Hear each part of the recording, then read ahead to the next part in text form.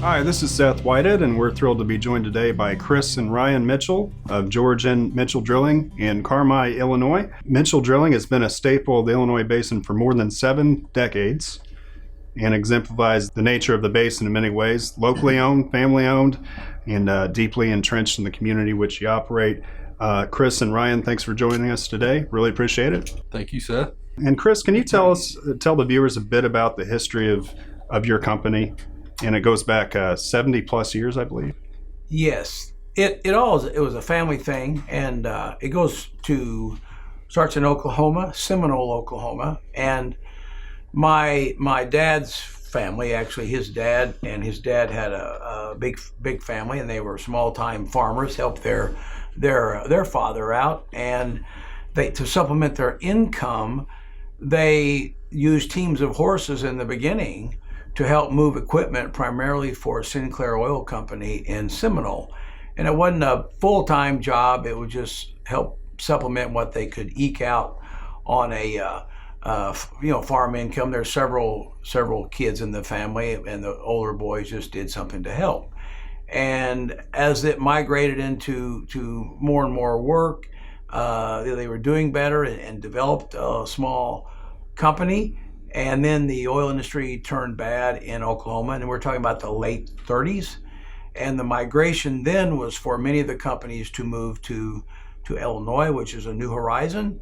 And because there was no work in Oklahoma hardly, whenever they got an invitation to move to Illinois to help the majors with doing their thing, the people who had experience they were reaching out to in Oklahoma, they invited them to come to Illinois to help them. Well, it was a slow process because you don't just move a whole family. So a few of his brothers came and began to work for, first of all, Sinclair. And as it grew, my grandfather came later in the early 40s because he was basically their bookkeeper.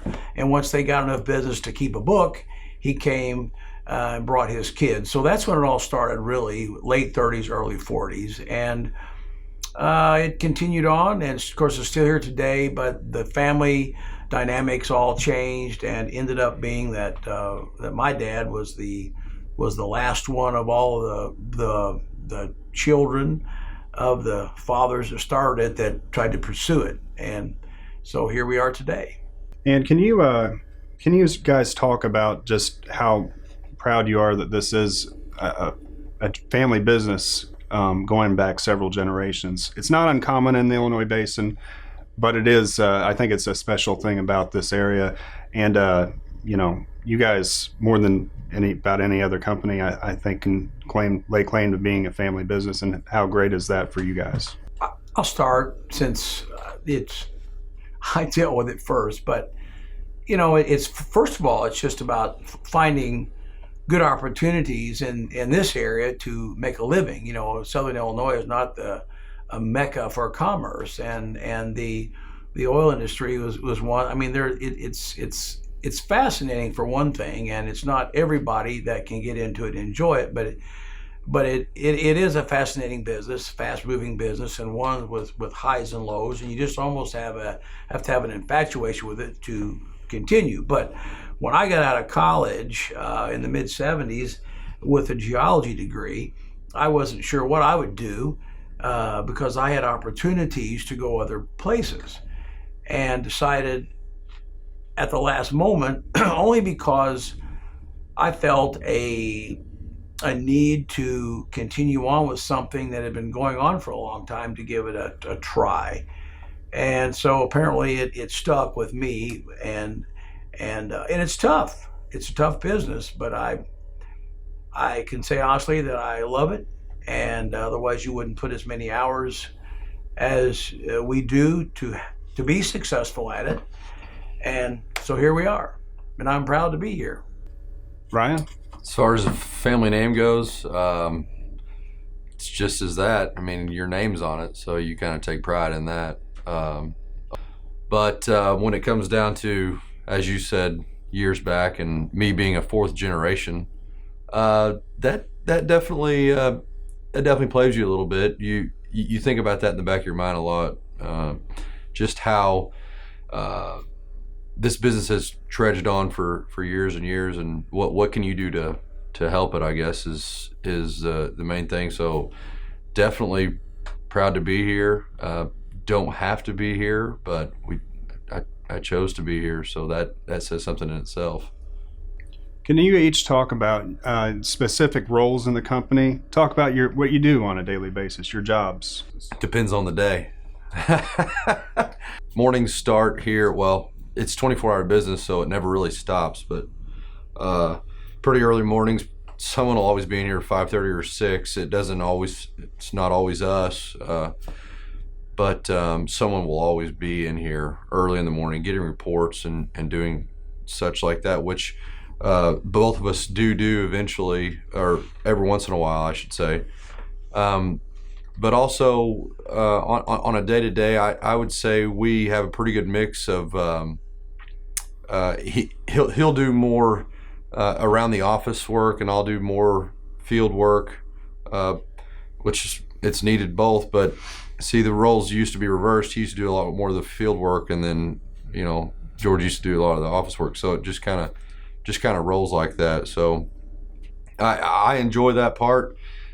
It keeps everything pretty fresh. I don't know if I'm I get bored easy, I guess you should say. So I need a good mix of maybe office work and field work both. So with that, I'll do a lot of work with the equipment. I'll do a lot of work with the personnel, HR department, I guess you could call it. It would be me. A lot of the sales calls, bidding, we both do together. So I mean, it's just when you have a small business like that, there's not much you don't do. So the better question is, what don't you do? So yeah, and like I said, it definitely depends on the day and the season of how the day kind of progresses. It works out good that you have a strong field background to at some point help take over and try to help run a business. We have other people that we have accounting department and managers in that piece also, but because he's learning from the ground up and all the field stuff later on, which I consider myself at this point kind of a caretaker and see a lot of different aspects of it. It helps to really, what you'd say, help manage the business from the financial side of things and from the contractual side of things. And with what he's getting right now, you cannot learn that in a book. You can't be told that. You have to experience it yourself. So he is going through the best learning curve there is, and it helps you implement the art of the business later on if you have a good background in that. And fortunately, he has taken it on very well because it is not, as he says, it's not an 8-hour-a-day, 5-day-a-week job, and most people won't do it. And when he first got out of school with an engineering degree, like he said, he had opportunities to do other things, and asked me once if his grandfather and I weren't interested in hiring him, and it was answered by that it's up to you. Because we'd like to have him, but because you have to realize this is not a real job. This is a lifestyle. If you're going to make this work, this profession, this particular kind of business, it is a lifestyle. It's 7 days a week, 24 hours a day. You have a mixture of people that can help you, but if you aren't willing to accept that role, then you don't need to take the job. I'm pretty sure that what you just talked about will dovetail into this next question, but there's probably more to this next question. But I'll go ahead and ask it. What has been the key to your business's longevity throughout the years in a field of work that has seen ups and downs through the decades? It's primarily management, business management, financial management, because there are times, Seth, you being involved in the industry yourself with your family, you've seen it. How many cycles have you seen in your lifetime? And it's constantly cycling up and down. When you're on a high and the price of oil is good, and almost any person who wants to get in the business can do so and make some money, but it's whether or not they have the wherewithal to stay with it. And that gets back to managing the money, because when things are good, you think that cash flow is such that you can do anything. But you have to realize, as I was taught, and I'm sure my dad was taught, that while you are doing good things and generating decent money, you better be building that reserve, because without a doubt, you're always going to see that cycle go downward. And when that happens, if you're not prepared for it, you're soon going to be out. And most of the ones we have left here now are companies that have done that. And this last go round, we've all seen there have been some good companies that you don't know their financial background, but because it's gotten tough, they're falling out. And Ryan, can you talk a bit about the challenges for the future, both with the political and cultural climate, not just in Illinois, but just in the United States in general? You know, as you look forward, how do you think the industry should deal with the challenges ahead? How much time do you have? That's pretty in-depth question there. Yeah, it's a tough question. So that's a tough one. Really, I think transparency and education on what we are doing. We've got nothing to hide here. We've done this for, long time, decades. Like you said, well, more than a century here in the U.S. So I really think it's more education than anything. People learning what we're doing, what we're, how we do things, I guess. And actually, an education to us is also a good thing. I think it'd be good for us to, learn more about alternatives. We're going to have all energy sources at this point in time, because essentially that's what we do. We are an energy producer. So, everybody wants to fight everybody, but we're all here for a simple goal. We need all sources. So why can't some people work together? I understand that's really hard in today's climate, but that's something I think is key. Is how can lefts, rights, and libs and Dems and Republicans and everybody kind of work together towards the common goal and try to get some kind of a decent lifestyle that we can sustain, I guess, is what I'm going after. And you guys, obviously you're a drilling contractor, and I think that most folks are, it's right there in the name. But what are the other facets of your businesses? What other services do you guys provide? And can you talk a little bit about that? Other facets have primarily been started during the years when you began to get some financial health to supplement the revenue and income during times when the rotary rigs, the drilling rigs, aren't busy. And because it's a lot weather related or seasonal related, if we get a good between 8 and 9 month drilling season, we feel like we've done pretty good, because it's definitely less work in the winter months, because you've got roads that have been posted, you can't get on them. You've got rain and snow and wetness of the ground, so people don't want to spend lots of money dragging equipment in and out. So we've tried to find things to supplement what the drilling rigs can't yield, so we can help pay for people to stay on for 12 months instead of 8 months, and it's more like a real job. So we got into the service company, the sputters. We've got cats and trucks and other stuff that can maybe do some revenue generation during that time, and we've gotten into other things. We've gotten into agriculture as far as farming, because it too can generate outside sources of income that we can use during the course of the year. And then, of course, we bought into a big mineral acquisition years ago, which that is oil generation and gas generation that helps us during the downtimes. It's all been for the purposes to try to help us with some revenue base during times when the rotary rigs are not giving it to us. And just generally for folks who may not be aware, some folks probably think that you drill a well and complete it, and then it goes into production and that's it. But there's a day-to-day maintenance and work that you're describing that has to take place, which is a huge part of the industry, especially here in White County. Right. Okay. In your opinion, this is another one where hopefully it isn't too big of a question, but I tend to ask a lot of those sort of big questions, but I can't help it. What do you think are the biggest misconceptions of the Illinois industry specifically, and how they're similar to what the perception of the U.S. industry is? Rockefellers. I can assure you, I'm not one of those. So, Right.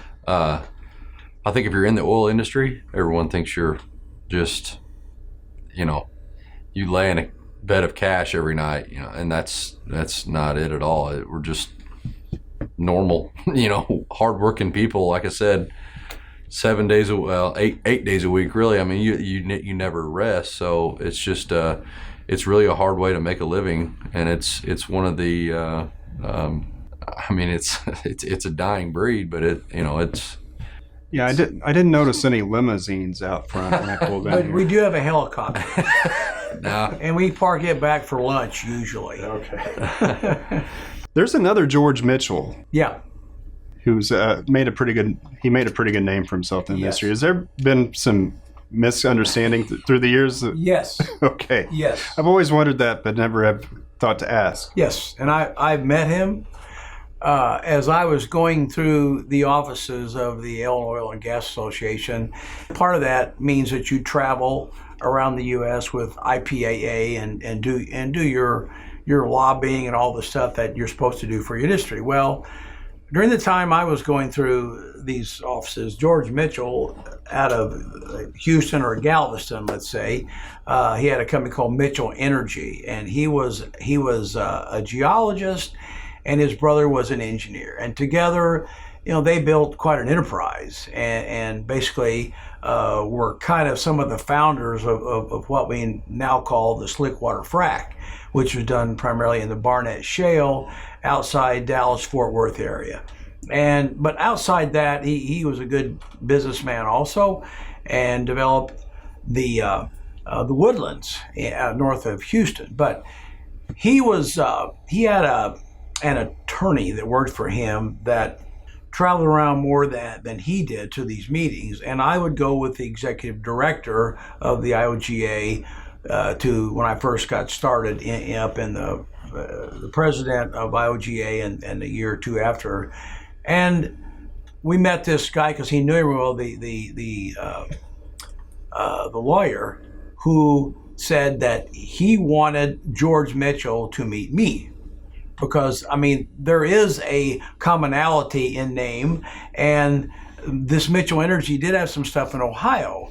So many times there would be people that I would go to meetings that would come up to me and start talking because they'd see the name tag.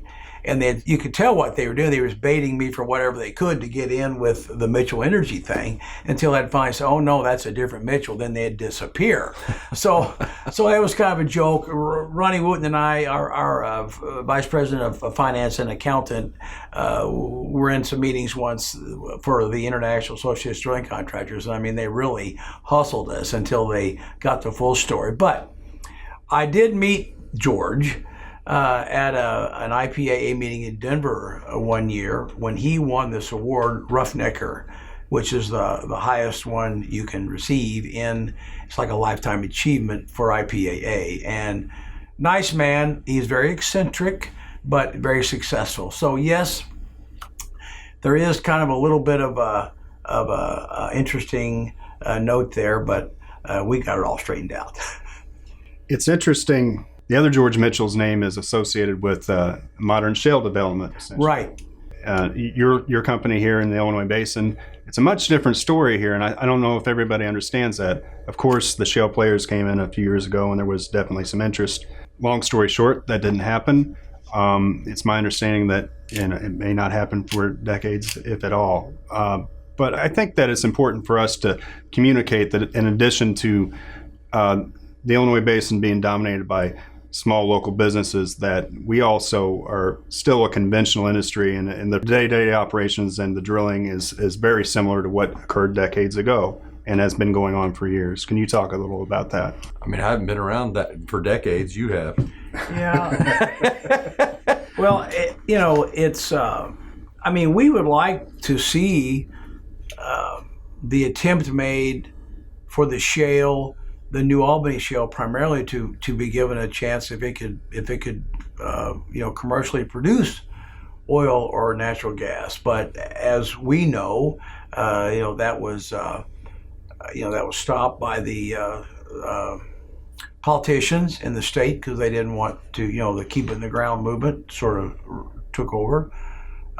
And who knows, it may not have been successful anyway, but the fact that those people were willing to come in and lease ground and spend tons of money to try and get it off the ground or even find out if it would happen. And again, everyone was looking forward to something happening positively because, once again, the commercial part of what could happen job-wise and revenue-wise to these counties, which run along the southeastern quadrant of the state. I mean, we're all looking for ways to improve, the economies and the financial wherewithal within our communities. And, people were making investments in different things, hoping to capture some of the good from it, and it never materialized. So we're back once again to the old drill a vertical hole down to 4,000, 5,000 feet deep and try to produce some oil. And it gets tougher all the time because there's fewer people that are playing the game, fewer engineers, fewer geologists, fewer people who are wanting to generate ideas because things have migrated off to these areas where these shale plays are going on because it's big business there, and we're not. I mean, a lot's changed in the past 5 years, even. Like you said, with this, how the shale revolution, I guess you'd say, how it's changed things. It's crazy. I had a conversation with a guy today who there's a drilling company for sale. I was asking him, what happened? I thought things were going good around Midland area. Oh yeah, they're going too good. We can't afford help. We can't afford to pay employees. He said, literally, we can't pay these guys $50 an hour to work on a rig, so we're just going to sell. I mean, that's what it's gone to. I mean, to rent one bedroom out there is like $2,000 a month. I mean, what it's done to areas like that have taken off is absolutely ridiculous. Besides that, on the back end, or I should say on the front end, all the new engineering and development that goes into all the equipment, and I mean it's ridiculous the amount of money that these people pour into that industry alone, that part of the industry, just Permian Basin alone. It makes it tough, Seth, for mom and pop organizations like Illinois is full of. I mean, the majors are all gone. Things that are happening here that are creating activity, a lot of them are funds that have come from, groups that have put these funds together. The smaller guy, that's a small-time operator, their number of wells they've drilled vertically, just the normal well it's been going on for 60, 80 years, is less and less because of finances. And it's not a wealth out there that you just drill a lot of wells for those of us who are small-time business people. But the funds and the public traded money is out in these big plays, the shale plays, the big fracks, and but the verdict is still out for them on how successful they will be too, because still yet it costs a lot of money to drill those wells, and some of the decline rates on them is not proving to be that great either. So you may get back to the simple old things that we do every day. You guys, you mentioned you work 7 days a week. And I remember when I talked to so far, I asked them what their interests are outside of the industry. And they basically said they don't have time to do anything else. Is that the same case for you guys? It sounds like it is. But if you could take a day or two off, how would you spend your time? I mean, it's managed. It's different now than whenever I was, Brian's age, which was in the mid 70s, early 80s.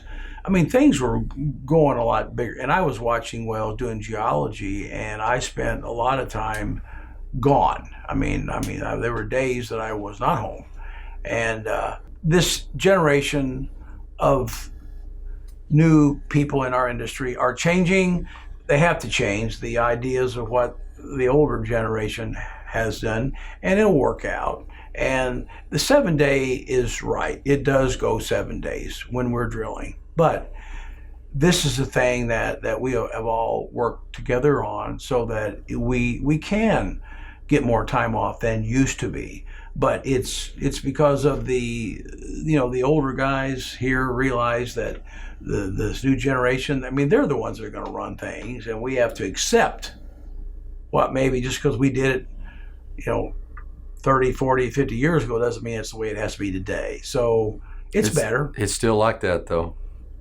When duty calls, you got to go, and you don't get to pick your time. Of course, like you said, you do get time off.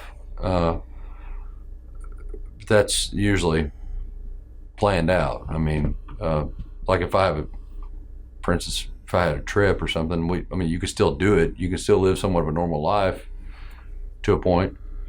But whenever you have operations going on 24 hours a day, if something happens, you have to go. That's just the way it is. So if I were to take a trip, I'm going to South Beach in the next week, so I guess that's where I'd go for a couple days. Right. Are you guys aware of a company in Illinois that's directly involved in the oil industry in Illinois that's been operating as long as you guys have? Drilling company? Yeah. Or any company, service company, drilling company. There is another one in Carmi. Wilson has been around a long time. It was a similar type background, and they are, I think, going into the fourth generation too. And I don't know if they may have come from Texas, but I'm not sure where. I should know that, but I don't. And there are a few that have, Mount Carmel's got some third generation and fourth generation, don't they? The D family at Mount Carmel, I think. Fourth? Yes, it is a fourth, because Jay's grandfather started it. Okay. And I'm sure as you get further north, up into Lawrence and Crawford counties, there probably are some. And scattered even up in your territory, there probably are some also. You just have to think about it. But again, it gets back to something that you just have to have a desire and a want to. Because sometimes, Seth, as I think you know too, that the financial rewards sometimes are just not that good. And why do you keep up? Well, again, cycles. And when there is a good cycle, it's great, and you can make some decent money. But you got to remember, as I said earlier, when you ask about what keeps you going, and that's the big thing. It's management, and knowing what your finances are, and making sure that you always stick some back, because you will need it, and it keeps fueling your fire if you got it. Chris, Ryan, thanks for being with us today. Again, Ryan and Chris have been, keeping the business going here, going on 70 plus years, and here's to 70 plus more. Thank you. That's right. Thanks for being with us. Thank you. Thank you.